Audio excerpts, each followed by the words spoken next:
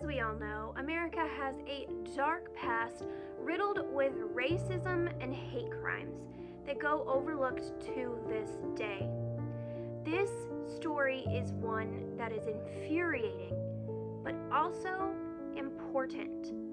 This is the story of Carol Jenkins and her brutal murder.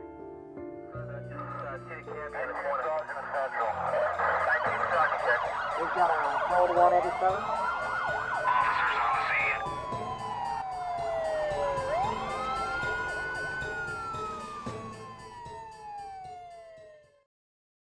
Hi, welcome to Code 187. I am your true crime best friend, and today I'm going to tell you another story.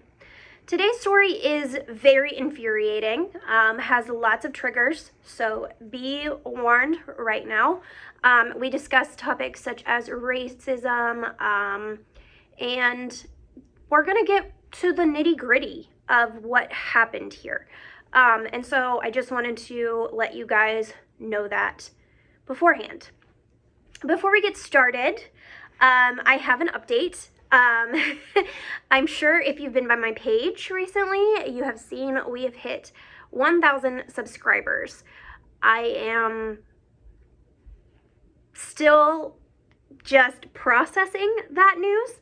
I thought that day would never come. Still not getting paid yet.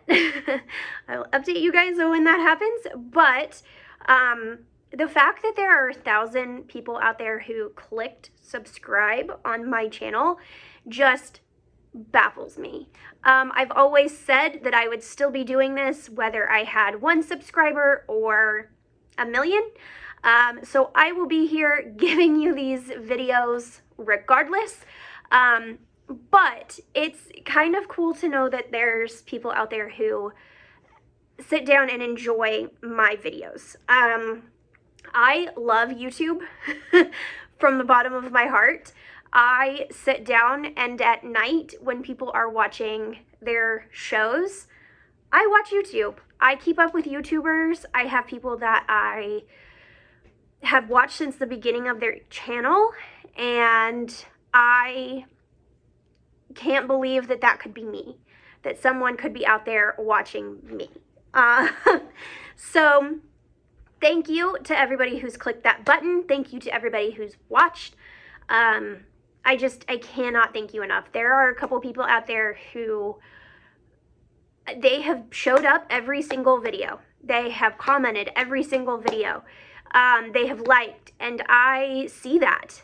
And so I wanted to let you know you are like my people and my best friends, and I wouldn't be here without your love. So thank you. Second of all, I have a cold. I put out a TikTok saying like, I'm recording, but I'm raspy. So hello, had a cold for a while, but I wanted to get this story out and I wanted to film while I still had the inspiration juices going.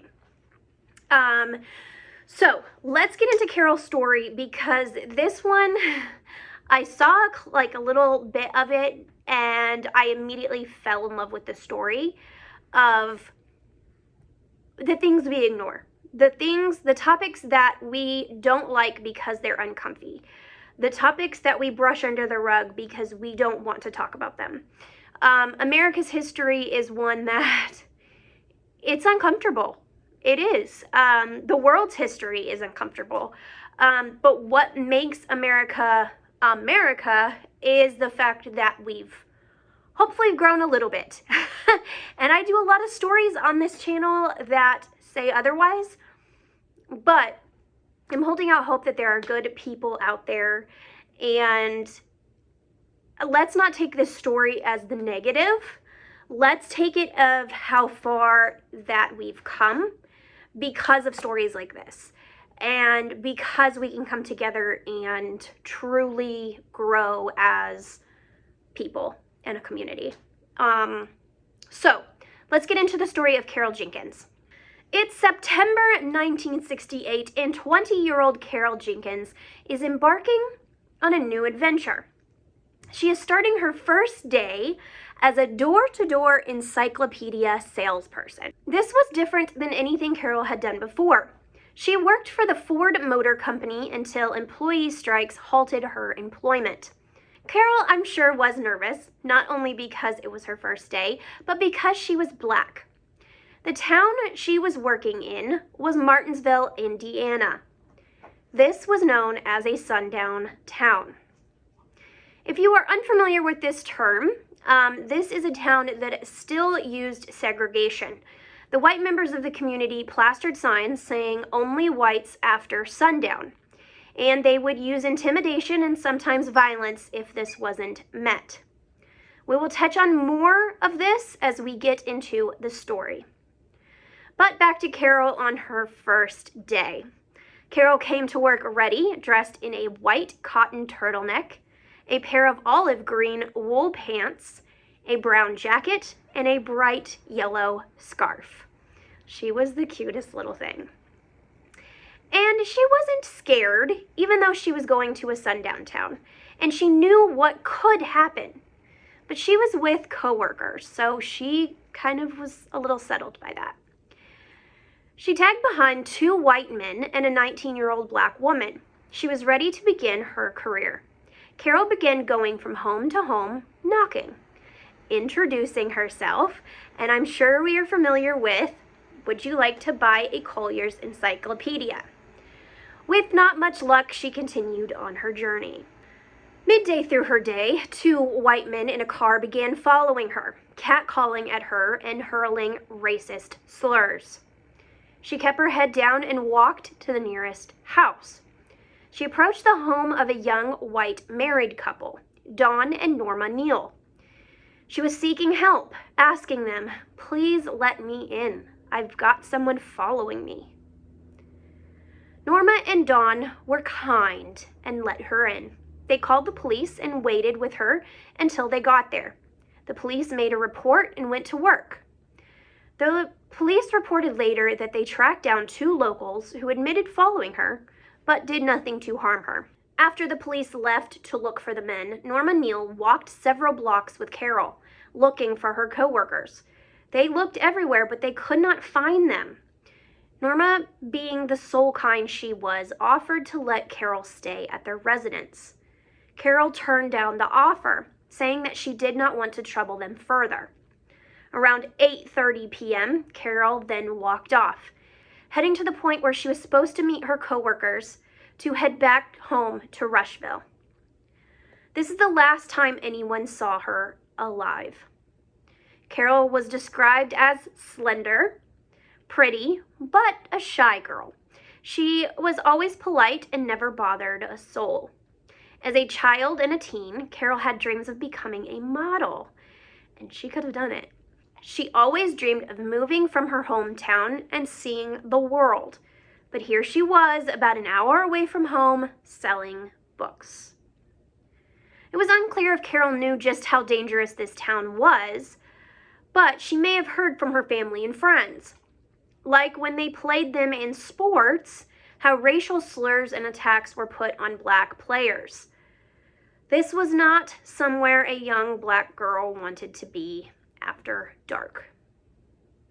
After leaving the Neals that day, Carol vanished, but not for long. Not quite an hour later, a young girl came stumbling down the street. She was walking 10 blocks away from the Neals near the corner of Morgan and Lincoln Streets, a block shy of her destination. There, she collapsed on the sidewalk. She had almost made it, but fell short. Hi friends, this is where I want to remind you, if you made it this far into the video, please subscribe and like and share this story with your friends. Carol's story needs to be heard, and I am excited to tell it and share it with everyone. A teen boy who lived across the street discovered her and ran into a nearby restaurant to call the police. He wasn't sure what he was seeing, but he called for help. She was alive when help arrived, but barely. They worked at saving the young girl's life. Unfortunately, Carol died shortly after the ambulance got her to Morgan County Hospital. The doctors removed Carol's brown jacket to see the white turtleneck sweater was stained with blood. After an autopsy was done, it was revealed that Carol had a stab wound to the left side of her chest. It was the only stab wound, but it punctured her heart. Carol was murdered in the street. The investigation started, but it got off to a rocky start. The police in this tiny town didn't have the manpower for a murder this big. So it was given to the state police, but by the time they got started, it was already too late. People had been gathering around the site. Some of Carol's belongings, like her glasses and a notebook, were picked up by people at the scene. People had walked all over the scene, so there wasn't much left to go on. It was also raining that night, so a lot of blood evidence was gone. All they had to go on was that one of Carol's books were dropped about half a block from where she was found, and the other at the scene, along with her glasses. There was no weapon found. The police tracked down and questioned the men that were discriminating her earlier in the day, but they let them go and they seemed to be cleared. It was crazy to me to think of the fact that there were 2 separate times this woman was racially discriminated, attacked, followed, what have you, in the span of like 3 hours, and they weren't connected. That just goes to show you how dangerous this town was. The fact that there were just multiple people to look at as incidents that had happened.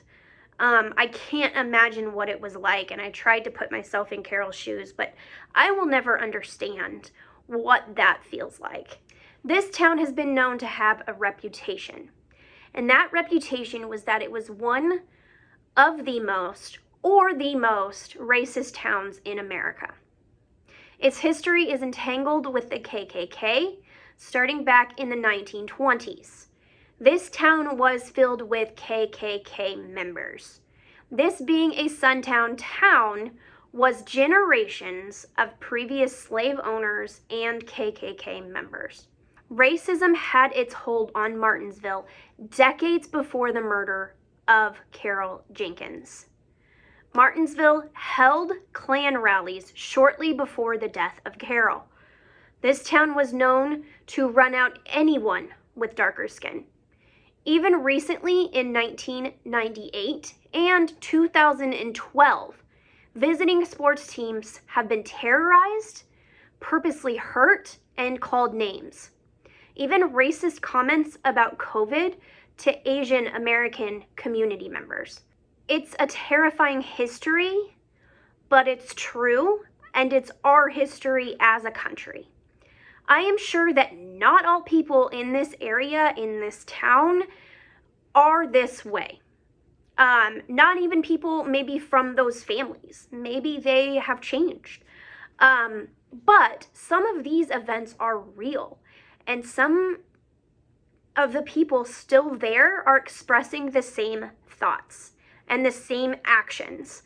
And we can't just push it away or ignore that history just because it's uncomfortable. Like I said, and I will say it again, not all people in this town are going to be racist. Not all people in this town are going to have these beliefs. But it has been proven time and time again, even up until recent history, that there are still people making racist thoughts, racist threats to members of this community. I personally would not feel safe there. I would not feel safe being around some members of this community. I am not saying all, and I want to make that very clear. Like I said, people grow, people change. Things can even be misinterpreted online. I get a lot of my information from news sites. Some of that could be misrepresentation. But when you have a reputation that goes on for decades and decades, there has to be truth behind some of these things. So that is what makes this story so important, because if there was no members of this community, no members of this town, no members in America, no people in America that were racist, which we know is not true, but let's just say there isn't. This is still our history. These are still events that took place, and to ignore it is to ignore the struggling and the suffering that people had to go through. And I don't think personally that that is right. I do want to point out, though, that I am not judging anybody on the history of that town. Like I said, there are probably community members that are great in this town. There might be some that aren't. I don't know. I don't live there. What I have to go off of is history. And there are parts of my own state, my own town, I'm sure, that has so much racism behind it. And I will not stand to ignore that. Things that make you uncomfortable for a reason. Rant over. As more and more time went shortly after the murder of Carol, investigators finally got a clue. They thought, hey, maybe this is a hate crime. Which, like, duh. Duh, we know that this was a hate crime, for certain. But even a year after the murder, the investigation still didn't have any leads. Most of the people in the town were tight-lipped. Were they scared? Or just didn't want to come forward? Either way, there was no suspects and no leads. As time went on, suspects came up, but they were ruled out. They questioned a few men, and they took polygraphs, but nothing solid came forward. In 2002, a detective who took a new look at the murder of Carol received an anonymous letter. It was pointing to a man named Kenneth C. Richmond. On May 8, 2002, he was arrested.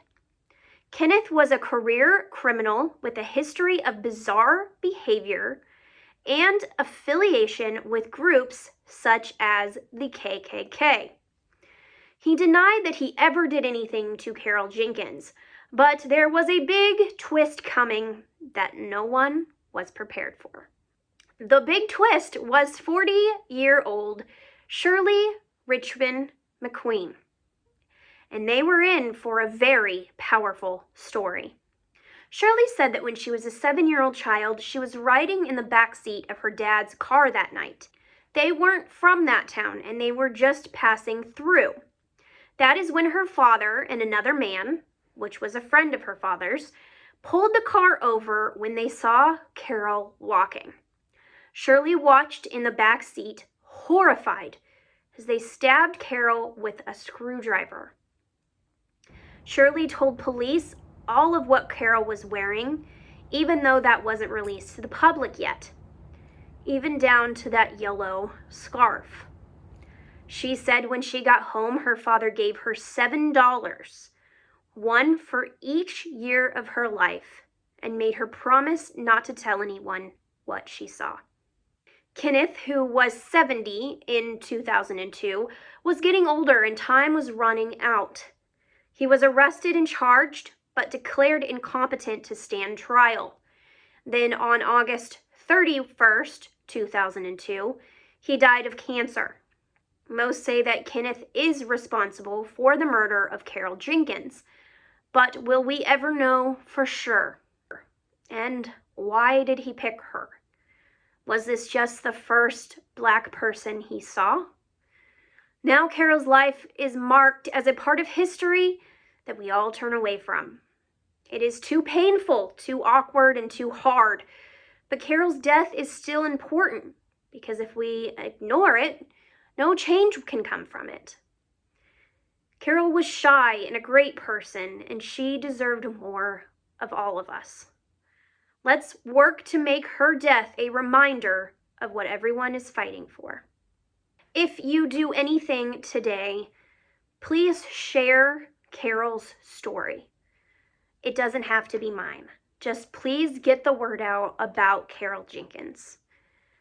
I had not heard of this story, and the fact that I hadn't upsets me. This is a part of history, and her life should not be ignored. If you would like to hear other stories like Carol Jenkins, please subscribe below. I post on Tuesdays, and I do have a podcast, even though it's been spotty. Please stick with me, guys. I am working on getting out new stories that have an impact and that make you question everything. Please stay tuned, and I will see you next time. Goodbye.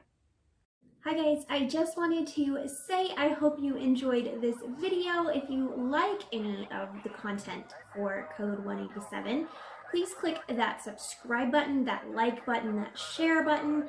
Help us out, help us grow. You can find us on your favorite podcast platforms. Yeah, check us out on there. Give us some ratings.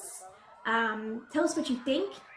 We're also across every social media on Code 187. So we're on TikTok, Instagram, Twitter, Facebook. I think that's it. And of course, YouTube. So please, please, please subscribe if you like our content and spread the word. We'll see you guys next time. Bye.